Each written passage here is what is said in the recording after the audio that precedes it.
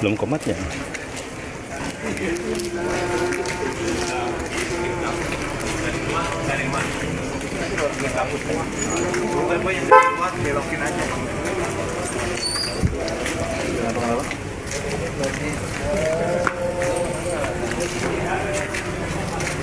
Udah sana. Udah duduk.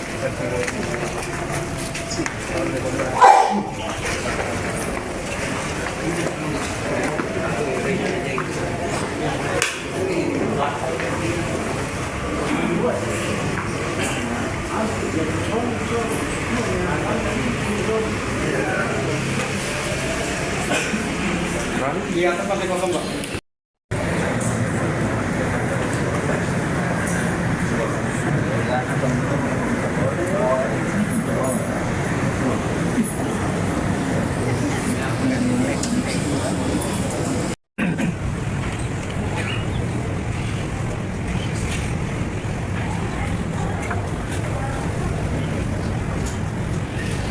Pelajaran yang kedua, adanya api neraka. Dan api neraka juga Bapak Ibu sekalian sudah ada dari sebelum kita diciptakan. Sebagaimana surga juga sudah ada dari sebelum kita diciptakan. Kalau Anda pernah dengar hadis ini, alhamdulillah. Kalau Anda belum dengar, kata Nabi SAW, ini sebelum penciptaan manusia, jauh sebelum kita manusia. Allah menciptakan surga, kemudian memanggil Jibril. Tentu surga dengan berbagai macam hiasannya dan keindahannya. Lalu Allah memanggil Jibril, kemudian mengatakan pergilah ke surga itu dan lihat serta sebutkan, berikan pendapat. Maka Jibril pun ke surga lalu melihat. Jibril ini pemimpin para malaikat. Dia tahu bagaimana keagungan dan besarnya ciptaan Allah di seluruh muka alam semesta ini, bumi dan juga di langit-langit sana.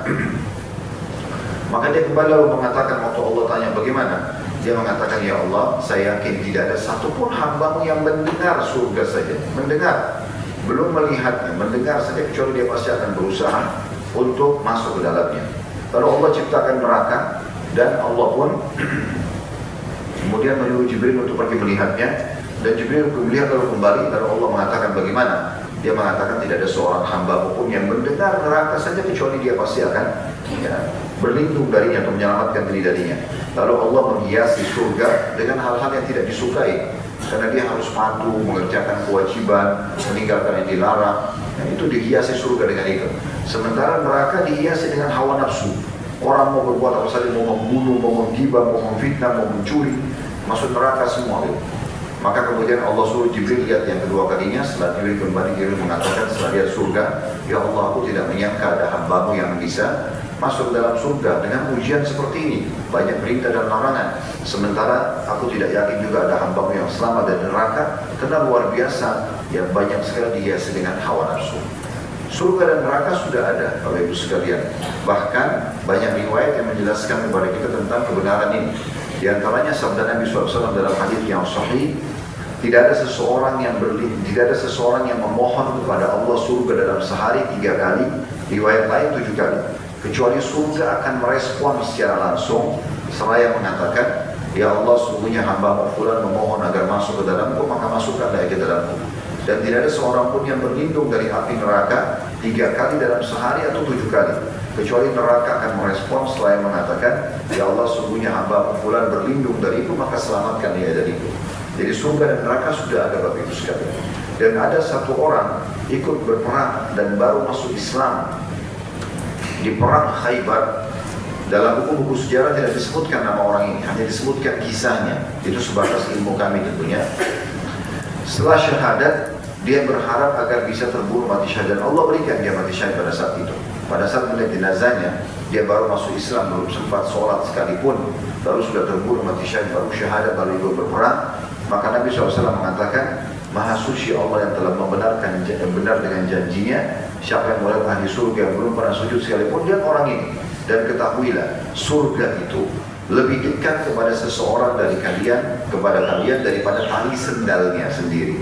Dan ketahuilah neraka itu lebih dekat dengan seorang dari kalian daripada tali sendalnya sendiri. Maksudnya, kalau kita seperti ini Bapak Ibu sekalian, pertahankan saja sampai meninggal. Azan, sholat, tutup aurat, peduli dengan pendapatan halal, misalnya menjauhi yang haram. Intinya mengerjakan semua perintah Allah wajib atau sunnah, mengerjakan apa yang dilarang, Allah akan benar dengan janjinya. Akhirnya meninggal masuk surga dengan segala macam kenikmatan dan sifatnya khalidina fiha, kekal selamanya di sana. Dan itu menandakan berarti sangat dekat dengan surga. Kita tinggal tunggu ajal datang hitungan detik, kita tidak pernah tahu kapan kita meninggal. Toh semua juga akan mati, tidak ada yang kekal di muka bumi ini. Maka kita akan masuk dalam surga. Begitu juga para pelanggar, pembangkang, sangat dekat dengan neraka.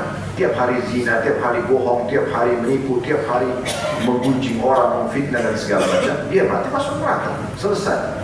Berarti menandakan surga neraka itu ada. Ada juga hadis Nabi SAW yang berbunyi tentang para istri, di mana Nabi SAW mengatakan tidak ada seorang istri yang menyakiti suaminya di dunia kecuali bidadari dari pasangannya di surga akan mengatakan, semoga Allah membinasakanmu ya, karena kamu telah menyakitinya, kalau memang tidak ada salahnya sang suami. Begitu kata Nabi SAW. Kemudian kata bidadari tersebut, sesungguhnya dia hanya tamu di sisi atau sebentar dan dia akan menuju kepada kami. Itu bidadari di surga merespon langsung. Anda mungkin pernah dengar kisah Hanzalah radhiyallahu anhu, sahabat Nabi yang dikenal dengan Ghasilul Malaika, orang yang dimandikan junub oleh malaikat karena beliau menikah di hari Jumat malam, ya, baru pengantin baru, habis sholat subuh terjadi interaksi biologis antara dia dengan istrinya, belum sempat mandi junub, di waktu duha itu ada seruan untuk memanggil kaum muslimin laki-laki berjihad di Uhud.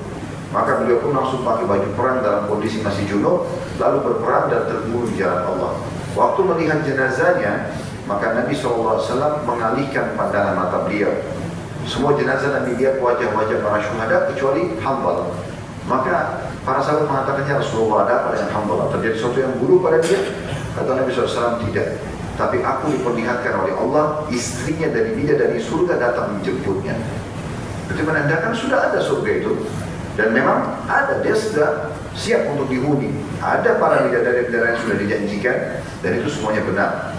Begitu juga hadis-hadis tentang masalah neraka, jelas sekali.